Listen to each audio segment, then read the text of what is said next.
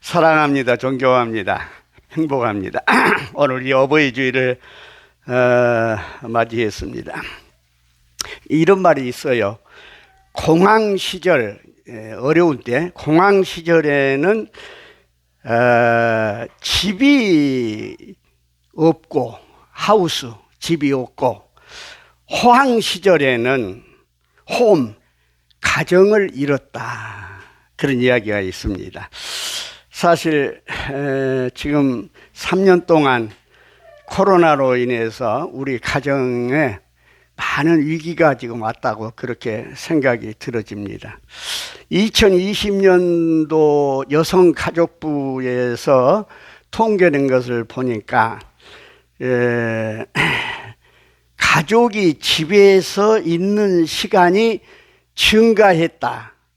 코로나 때문에. 그게 75.1%예요.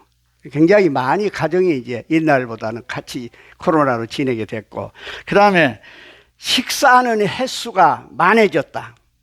그것이 67.1%로 그렇게 되어 있습니다. 그런데 그에 반해서 갈등이 경험했다 하는 것은 남성은 32.7%, 여성은 40.0%거든요. 그러니까 훨씬 더 여자들이 더 힘들었던 것 같아요. 이 코로나로 인해서.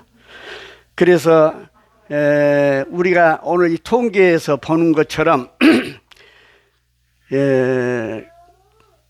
코로나로 인해서 우리가 함께 있는 시간은 늘었지만은, 그러나 가족 간의 갈등이라든지 우울감이라든지 스트레스는 더욱더 커졌다고 그렇게 볼 수가 있겠습니다. 더 놀라운 사실이 있어요. 그것은 뭐냐면 30년 이상 같이 살았던 부부가 이혼하는 일이 굉장히 2.5배나 더 많아졌다고 그럽니다.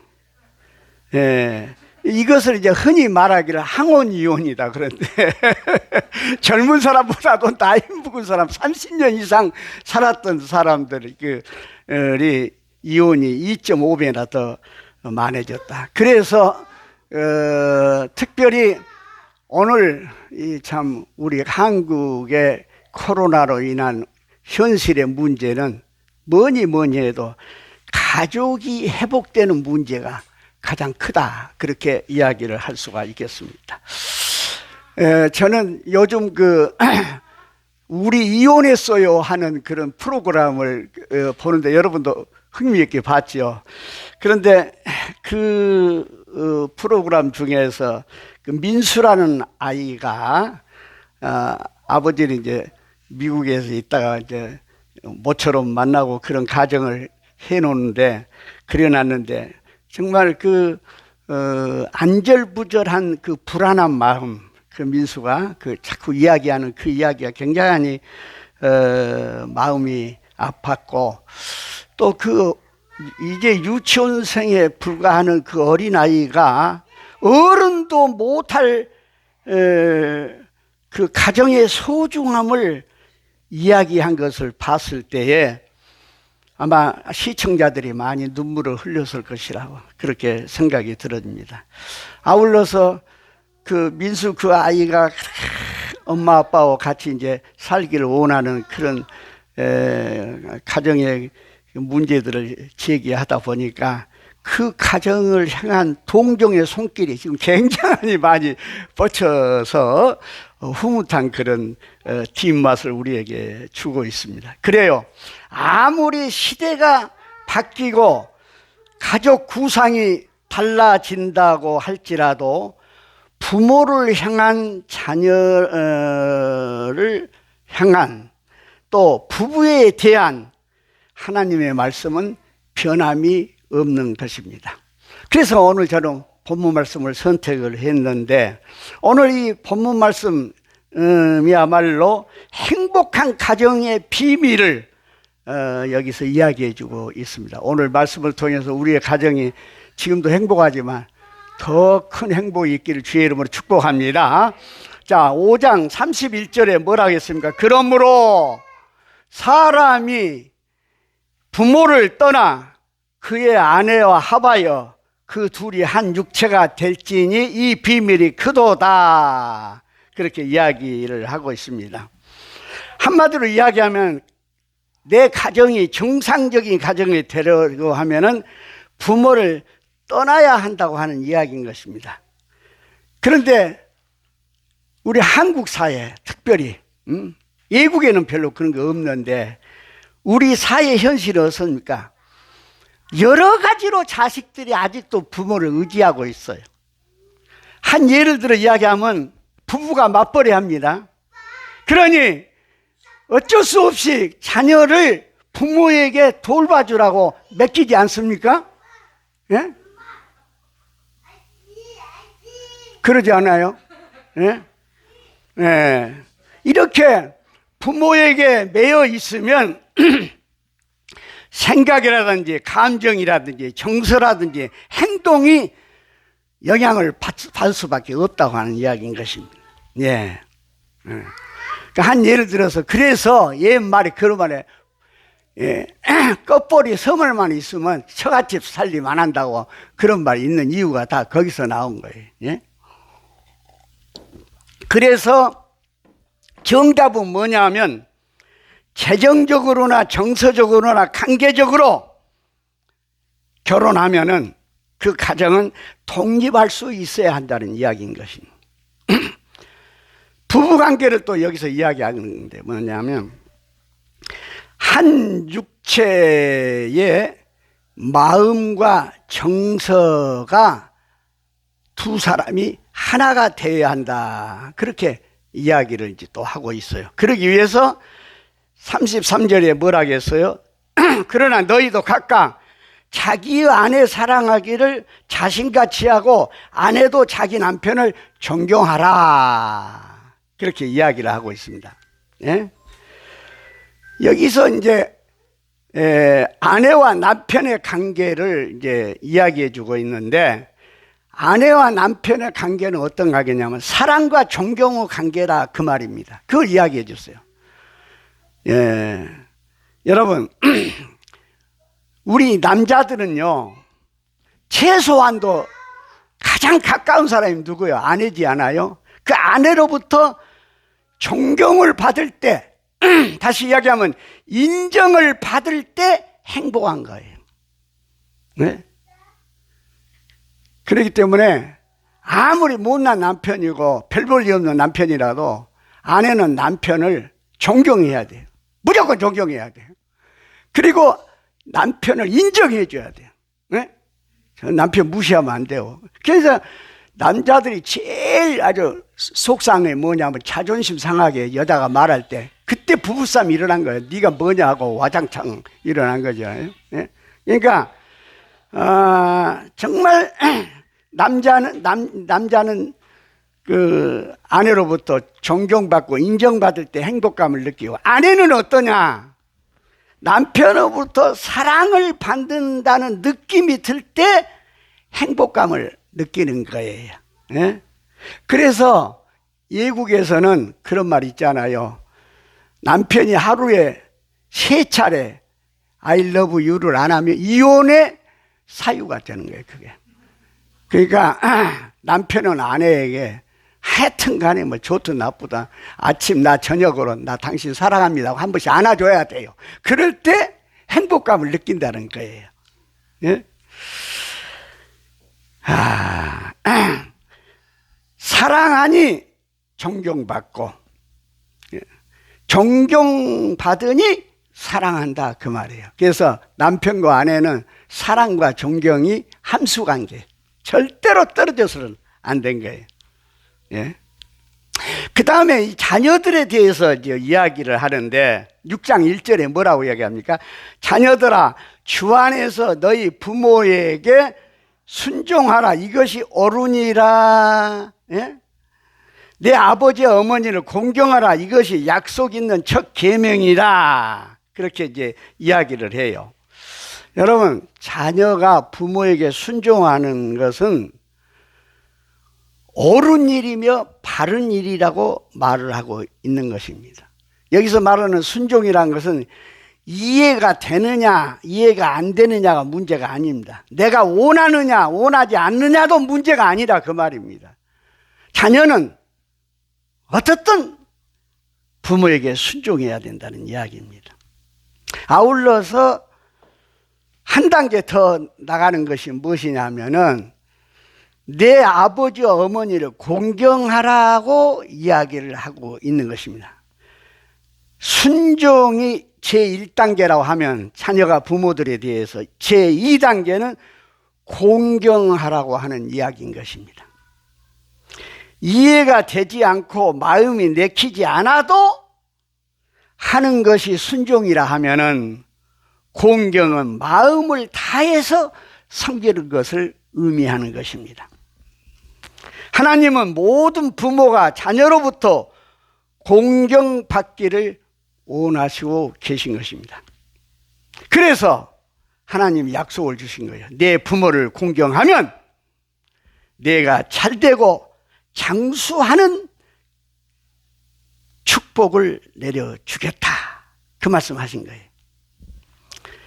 하나님은 가정을 만드신 분입니다. 네. 누구보다도 그래서 하나님은 그 가정이 행복하기를 바라신 분이 하나님이십니다. 부모님은 우리에게 육체적인 생명을 주셨습니다. 부모님을 통해서 우리는 이 땅에 태어났지 않습니까? 하나님께서는 부모님을 향한 우리의 순종을 귀하게 여기신 것입니다. 그리고 땅에서 잘되고 장수하리라는 축복을 내려주신 것입니다. 네. 온갖 다양한 은혜와 복을 하나님은 보장해 주십니다. 책임져 주십니다. 그런 놀라운 은혜와 복을 받아 누리는 모든 가정이 되기를 주님의 이름으로 축복합니다. 이어서 4절에 뭐라 합니까? 아비들아. 여기 아비들이란 말은 아버지 어머니를 다 포함한 거예요. 아비들아, 너희 자녀를 노엽게 하지 말고 오직 주의 교훈과 훈계로 양육하라. 이렇게 이야기를 하고 있습니다. 여기 너희 자녀를 노엽게 하지 말고, 이 말은 공동번역에 보면은 상처를 입히지 말라 그거예요. 자녀들에게 부모가 상처를 입혀서는 안 된다 하는 이야기인 것입니다. 예? 아이들을 학대하거나 인격적으로 무시하는 그런 비난, 책망, 낙담케 만드는 모든 일들을 지칭해서 뭐라고 이야기합니까? 자녀들을 노엽게 하지 말라. 그렇게 이야기한 거예요. 네? 그리고 부모는 주의 교양과 훈계로 양육하라. 그렇게 말씀하고 계십니다. 여러분, 여기 교양과 훈계는 같은 말인 것 같지만 같은 말이 아닙니다. 훈계는 뭐냐면 징계, 잘못된 것을 교정하는 것을 의미한 것이고, 교양이 훈련시키고 징계하고 잘못된 것을 교정한 것을 의미한 것이고, 훈계는 뭐냐면은 이성적인 접근을 통해서 설득하라는 의미인 거예요. 그러니까 자녀들을 이성적으로 설득하라는 거예요. 설득하고, 훈련시키고 잘못된 것을 교정시키는 일을 말하자면 부모는 해야 된다. 그 말입니다. 그래서 자녀 교육 전문가인 에디 셰퍼 박사가 이런 이야기를 했어요. 가정은 인간 존재의 장소이다. 성장의 장소이다. 인격의 요람이며 피난처며 보금자리며 최초의 경제단위이며 문화 창조의 중심이다. 기억의 박물관이며 인간관계의 출발점이 되고 성숙한 관계가 형성되는 자리고 신앙의 출발점이자 또한 그 신앙이 완성되는 장소가 가정이다. 그렇게 이야기해요. 얼마나 가정이 중요한 이야기. 이제 우리 은퇴 목사님들은 이제 이 어버이 주일 당하면서 자녀들 생각 많이 하고, 또 이제 그렇지 않는 분들, 아직 부모님 살아계신 분들은 부모님 많이 생각하고 그렇죠. 그런데 제가 오래전에 읽은 책이지만은 다시 한번 생각이 났습니다만, 사랑하는 딸에게 보내는 굿나잇 키스라고 하는 이어령 교수가 그 사랑하는 딸 미나 목사를 천국에 보내고 나서 그 딸이 보고 싶으니까 굿나잇 키스라고 하는 마지막을 꼭 굿나잇 하면서 글을 써놓은 책이 있어요. 그 책 읽으면 참 눈물을 많이 흘렸어요. 너무너무 그 감동적이고 글도 좋고, 그리고 그 딸을 사랑하는 아버지의 아름다운 이야기들이 그 이야기인데,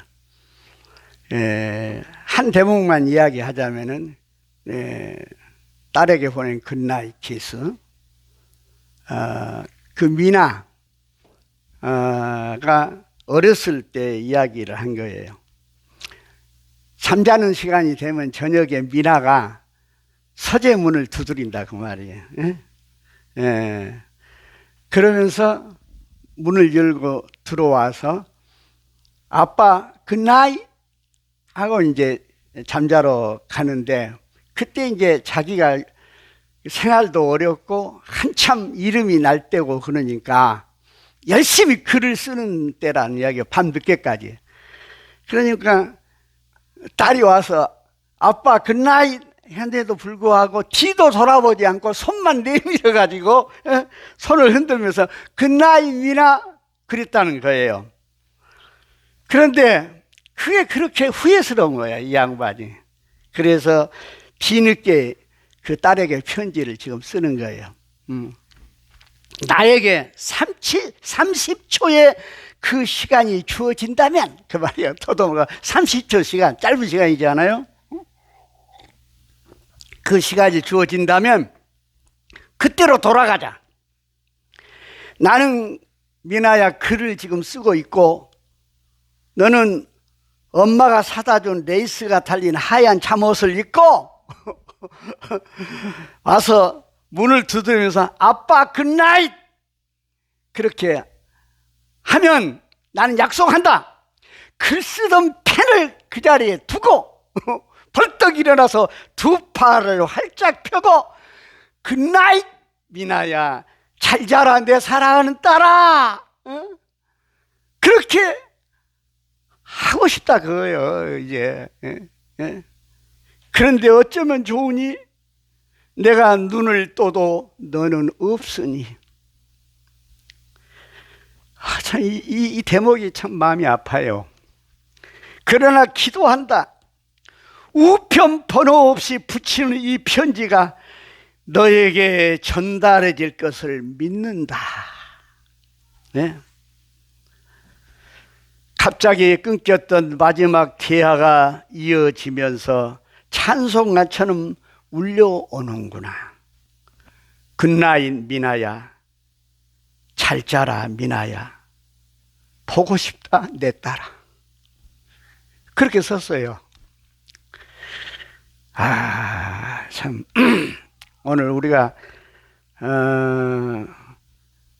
남편과 아내, 가정의 문제, 자식과 부모, 부모와 자식과의 문제를 하나님께서 참 좋은 말씀으로 가르쳐 줬습니다.